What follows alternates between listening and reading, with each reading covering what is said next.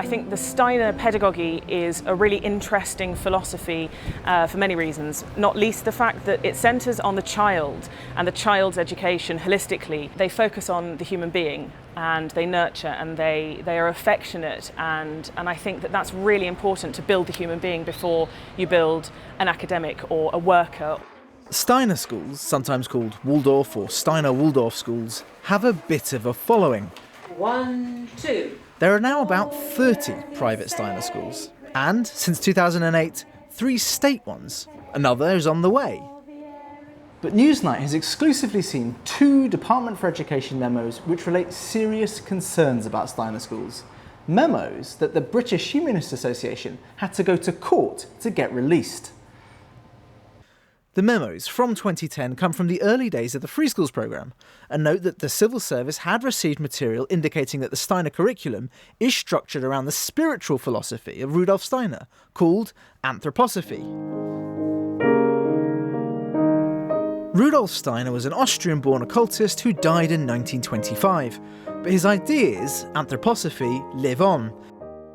It's a spiritual doctrine that covers everything from homeopathy and biodynamic farming to the purpose of life.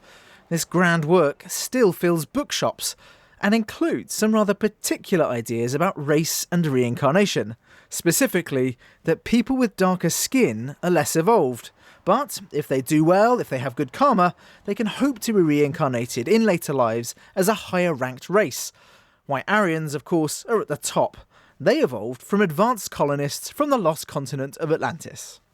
The controversy around Steiner schools relates to just how many of his less palatable ideas make their way into the classroom. The real question is, just how much Rudolf is there in the Steiner schools? The idea that we have incarnated through the races is a very controversial idea that is not part of our modern thinking in Steiner schools at all. In fact, I would find it quite outrageous and unacceptable, and it is not a basis upon which one would want to found any criticism of Steiner schools today, because it just does not exist. It is not what we believe. But some of those ideas have occasionally cropped up within the private Steiner schools very recently, and some parents are worried about speaking out. There was diversity training at the school, and part of it was ticking boxes of which ethnicity you were. And 4 of the teachers ticked all the boxes, and the trainer asked why on earth they'd done that. And they said because they'd been all those races.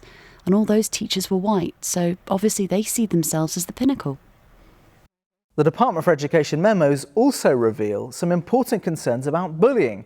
For example, it said that in 8 of the 25 private Steiner schools there had been serious complaints about staff bullying pupils. There were also concerns about policies on stamping out bullying and worries that this might be related to Rudolf Steiner's teachings. The memos report a complaint that one parent witnessed a physical attack on their son where a teacher failed to intervene, and the teacher subsequently justified this approach by claiming that the children were working out their karma. But that's certainly not the approach everywhere. There was an incident where my child was attacked in class, and it was terribly traumatic for everybody involved. The school, however, were incredible at dealing with it. The teacher in the classroom, the assistant, were both very nurturing, very caring, and my daughter has flourished and grown after the event. The school management team pounced on the problem very, very quickly. Since the memos were written, 3 new state Steiner schools have been opened or approved to open. That's not uncontroversial given the nature of Steiner's work.